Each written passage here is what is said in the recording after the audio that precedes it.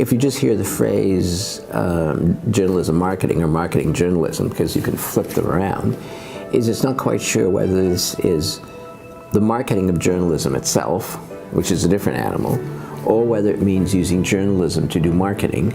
But that could imply fake news, which is hardly something one would wish to embrace. Could be interpreted as propaganda. Now, if I were betting my future, I would not bet my future on fake news and the triumph of Donald Trump, if anything. So, because that phrase implies some baggage that I don't think is particularly helpful. Now, of course, many media outlets are struggling with this issue because it's a real thing. I mean, and many journal, serious journalistic endeavors are not quite sure what to do about it. So, for instance, the Globe and Mail and other publications refer to something called sponsored content. I mean, it looks like editorial. The pages are laid out in an editorial fashion that would, mimic the rest of the newspaper. But the header on each page says sponsored content. Reputable magazines do the same thing. Now, disreputable ones, of course, don't. And that, of course, is where the ethical issue gets murky, when something is presented as journalism when, strictly speaking, somebody's paid for it, right? Yeah. Yet press releases are issued all the time and paid for. They're created by paid employees to get a story out, right? So again, I'm not criticizing the act of the touch points between journalism, because otherwise you would have to object to the entire news media for the past century, since advertising has always been part of what pays for content, right? If we ever needed anything now, we really need to stand on truth, since it's under siege. And I have a feeling that we will all have to choose which side of that fence we stand on. In the past, you could be a little ambiguous. Now, conditions are getting serious, and that ambiguity is going to be dangerous to the participants who find themselves on the wrong side of that fence. If we are going to continue to move into both a complex and dangerous world, trust, oh my, I think trust is going to be a big deal. And if I were a commercial company and I was hiring you to get my message out, which I view as a totally legitimate endeavor, I had better be trustworthy, I, the client, and I better tell you, I better instruct you in a story or respond to a story line you bring me with, we can't use that because it doesn't truthfully describe what we do, for example. Or, and to be seen to be lacking in the trust category in today's social media firestorms. Ask Harvey Weinstein what he thinks, having violated so many people's trust, now fairly obviously, for so long. I fear that the old world that turned a blind eye to chicanery of any kind, including exaggerations that are on the edge of outright lies, I suspect social media, for all its imperfections, and God knows it has many, it's the voice of the mob. But if the voice of the mob thinks they've been betrayed, I think that could be it's consuming careers. You can see it now of people who I'm sure believed they were invulnerable and could do whatever they wanted. And in 24 hours, that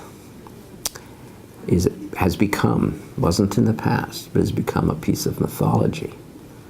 So for those reasons, trustworthiness is not likely to come back and bite you on the ass.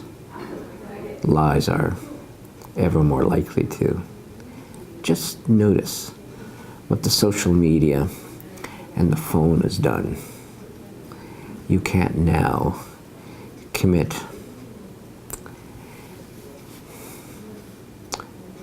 criminal acts, violent acts, uncivilized acts, because documentation is watching you. Not just other people watching you, but that's eyewitnesses. We know how undependable eyewitnesses are. But a piece of video of somebody being physically dragged out of an airport, or an airplane seat, oh my. Or law enforcement officers beating someone insensibly who is clearly no threat to anyone. They've just lost it. And there's the video for the world to see. Shooting someone who's running away and clearly not an immediate threat to anyone, for example. So, we now live in a world where millions of people are watching all the time. Doesn't it seem like trustworthiness, which is quite a scarce commodity as it turns out, might be the great currency of the future? And if you were trying to use stories, and since we're talking about journalism, this would be stories describing real things as opposed to, you know, a story, like there's a TV story, for example. So if we're talking about journalism, which tells stories, of course, the difference between a journalist and an act of entertainment is a journalist story should be deadly accurate. But yes, one could certainly believe that you would wish a story to, so long as it was true, you would pick stories that, you know, cast you in a good light. That's fine. If someone wishes to criticize you, they can do their own story, pointing out that you're a creep. But if you want to point out that you've done something, my criteria would be simple. Did you actually do it? And if it's done and it's credible, why you have the right to tell the world about it? And to tell the world about it with emphasis, vividly, in a memorable way. But if by traditional media we are referring to real journalists with educations and long-term focus on whatever their features are, we've never needed it more. It's also under siege because the economic model underlying it is collapsing, which is, of course, paid advertising. This is, in the great scheme of things, a disadvantage from society's point of view. If more people insist on getting their news from the social media feeds, it'll have no context, it'll be basically random, and it will be abnormally affected by celebrity news. He said, "Gag me with a spoon."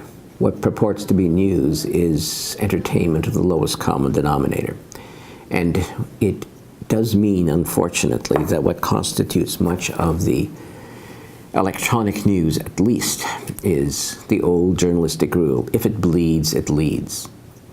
So fire, floods, and disasters. And after that, cute stories about rescuing a kid whose head is stuck in the sewer. As if the fate of North America revolved around that kid whose head is in the sewer pipe. I'm sorry the kid's got his head in the sewer pipe, but kids do things like that all the time. Do we actually need the CBS Evening News covering the kid?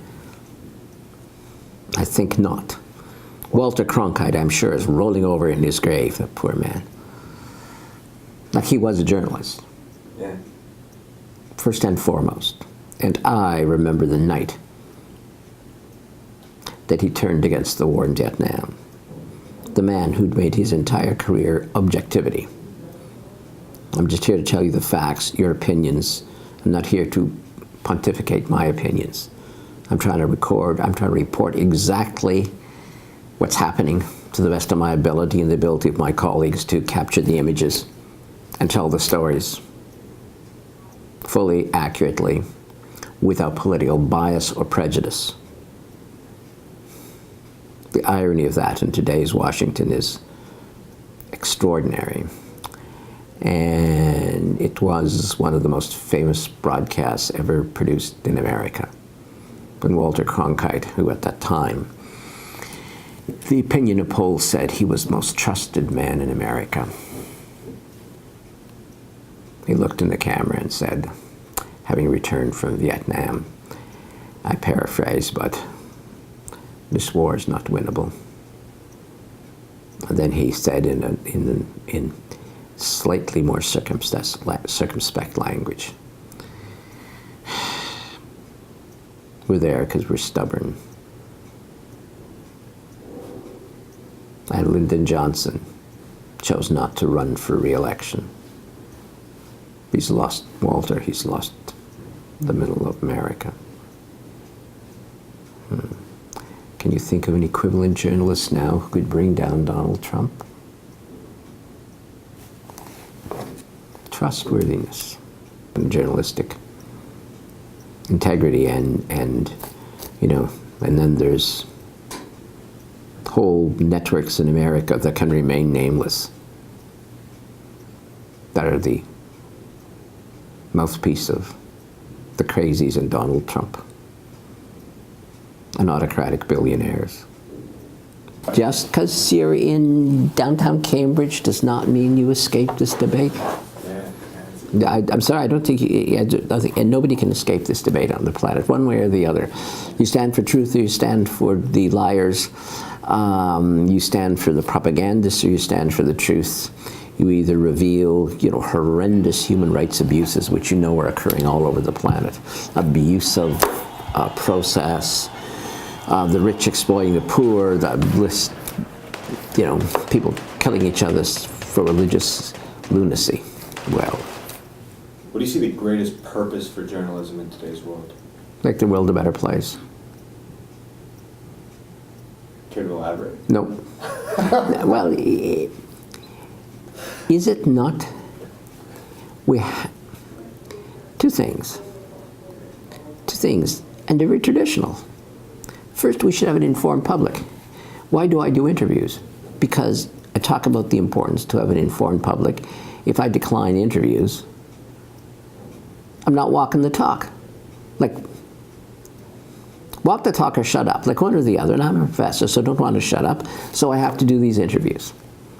Yeah, if the time permits, I will do them, you know, as we talked about. So first thing is, people have to be informed. Like, how will any of this work if the public is ignorant because nobody takes the time to help inform them? It's not an easy task. Misinformation also rises at a huge rate. So we've never had more ways to communicate misinformation than we do now.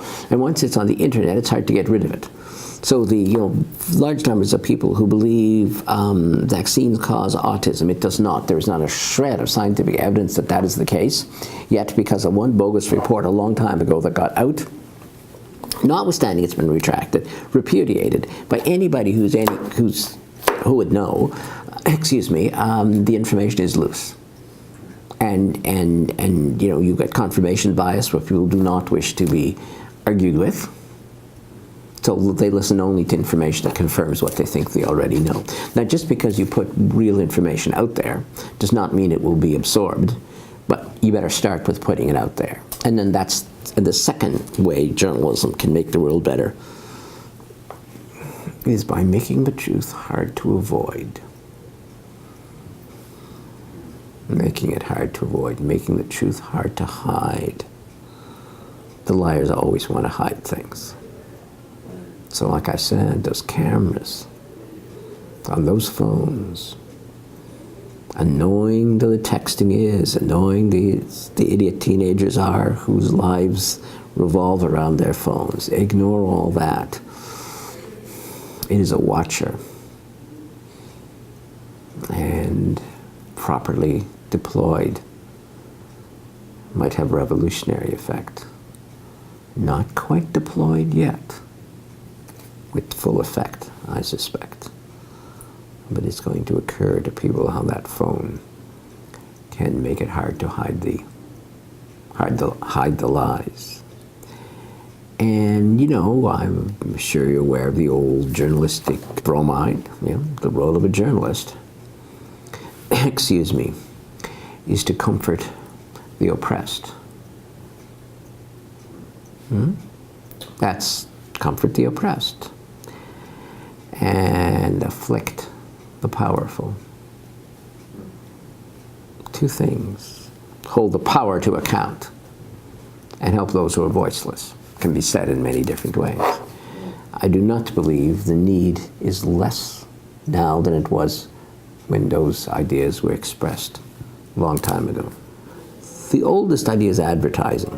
Advertising goes back to Roman Empire. Even ads, when, you have to draw, you want to draw attention to things. So how do you draw attention? It's advertising in one form or another. If that means scrawl a note on the wall, like if you tour ancient Roman sites, so 2,000 years ago, you can actually see ads for plays. And ads for plays with actors' names in them, right? So, you're trying to tell people something is going on. So the idea that in a community, you need to say, yo, there's a party tonight.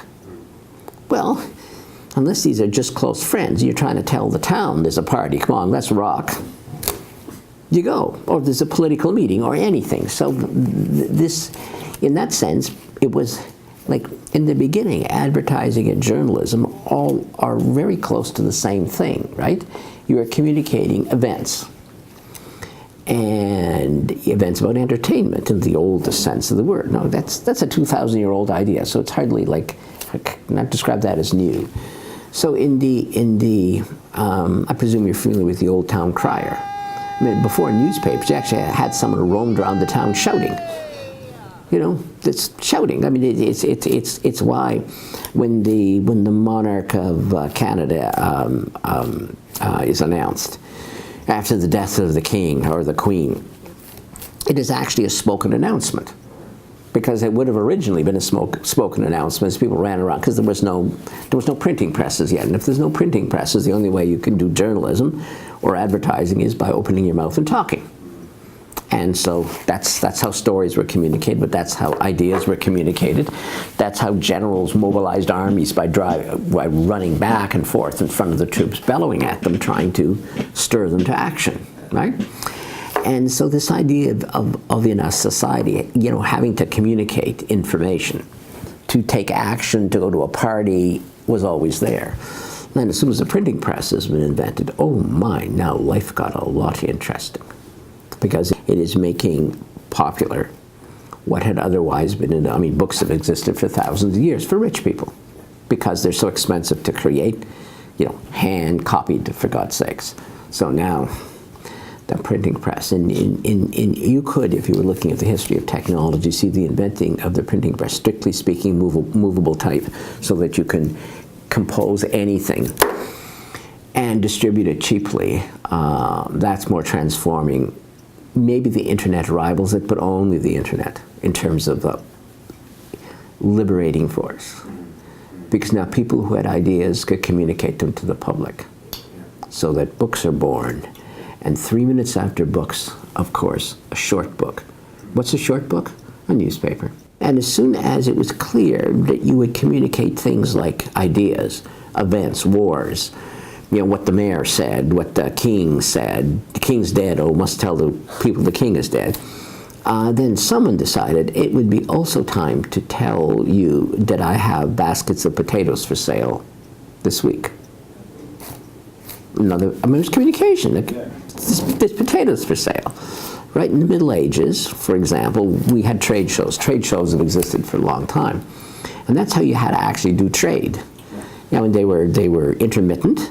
Merchants came together in market towns, in small jurisdictions every week, in bigger jurisdictions once every couple of months. For like big countries, once a year, they would come on religious holidays. We're talking the Middle Ages, like 1400s. They came on saints' days, feast days in European tradition, because the Catholic Church kept track of the dates. You're an ignorant person. You don't have a calendar. The only way you know what date it is when the village priest says Christmas is coming, when the village priest says it's Easter in 3 weeks. And if you know the village fair is on the feast day of St. Michael, your village priest knows, because he's one of the few educated people who actually knows what a calendar is. He must, because he's got his religious responsibilities are to keep track of those feast days so that he offers the appropriate rituals at the right time. But this means you can now use that to time your market days or your big trade shows. But notice how limited they are, because you would have to go to this trade show not quite knowing what was there, hoping that there was a lot of stuff there. And if last year there was, that might be okay. You might travel, like a horrendous distance of like 20 miles, which at that time would have been like a huge journey, to discover there was nothing you wanted to buy and be seriously pissed off. So then, do you see how as soon as we have cheap communication, commerce is facilitated? Like we have more stuff, it's easier to trade. If it's easier to trade, it's more accessible. So advertising is not just, flog stuff that nobody needs to people who have too much. Well, it may be that today. It has a proud tradition of communicating when goods are available, so that the average person can have them, not just the rich guy always got what he needed. He just sends his servants out they can go run 20 miles looking for stuff. The average person cannot. Now advertising facilitates that kind of marketing, which is an honorable, upright tradition. On the other hand, if you're lying to your customer, he should hit you on the head. It's why, for example, in these market towns, the town authorities would specify weights and measures to stop merchants from cheating people. But that's the evolution of the state and regulation. But you still need to know those potatoes are available, and the state says a bushel should be this big, and if you pay $1 for a bushel, that's how much potato you should get. A business should want, if it's a decent business, it should want long-term customers, because that's how it's prosperous, right? If you have long-term customers, you can keep making your product better, because you have some assurance the customer will be there tomorrow, and before you can make the investments in improvement. That's a huge big deal. Those long-term, and of course it's cheaper to hold on to the customer you have than to get new customers. Old marketing tool. So like from just the business's self-interested point of view, the owner of the business, long-term customers are the best possible customers to have. And it's a virtuous circle, because if the customer's long-term, then it forces you to, deliver high value to those customers consistently, not, I don't know, it doesn't matter what the business, your restaurant, one day you give them a great meal, the next day the meal is terrible. Well, that doesn't work, so you've got to work on consistency, for example. These are all like very valuable things for a business to have itself. So from my point of view, what a real serious business is doing is trying to build those long-term relationships. Tell the customer, look, there is a reason you should stick with me and not run around finding the cheapest possible price for $0.50 cheaper than I'm selling it to you. Because I'm still the business person. You need to make sure that the person understands that is not a sensible way to have a relationship. So, for example, if I have some merchant that I'm happy with, I will stay with them and not do a lot of aggressive price searching. Because at one level, I want that business to strive. They have served me well in the past. A plumber, for example. I have an excellent plumbing company. They're fast, they're competitively priced. It is certainly possible I might get some particular piece of plumbing done like $20 cheaper. Yet I want that plumbing company there when I call them, and they're always there. They always tell me exactly what's the case. They never inflate the price. They're always fully prepped. They're always polite. They're prompt. If they say they're coming between 10 and 10:30, they're there between 10 and 10:30. That means something to me.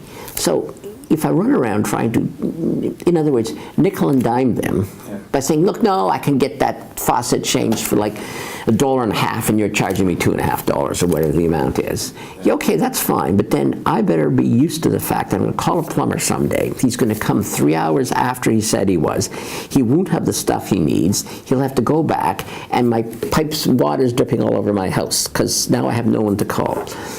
So that a business needs to first deliver that consistency, but also make sure that the customer understands that long-term relationship is a big deal. I was, for example, was in Toronto, and I like checking out the new stores that are there. And I was in a hurry, because I'm always in a hurry. I went into this big new posh store in downtown Toronto, which purports to be like this big deal, store. And they totally impressed me. Not with their merchandise, but the speed with which they could respond and give me guidance. So unlike a store, getting in where you cannot find a salesperson to save your soul, and if you're looking for a sweater, you better find a sweater, you better figure out what your size is, you can't find a fitting room. Here, I had arrived in the clothing section of the store, I'd barely gone in, and some very friendly but not obtrusive person said, "Can I help you?" I said, "Yes, I'm in a hurry, I need something." He said, "Here it is," and he showed me the whole selection immediately. It wasn't together, so he said, "It's here, here, here, and here." I said, "Why is it all separate?" I said, "That's how we do it.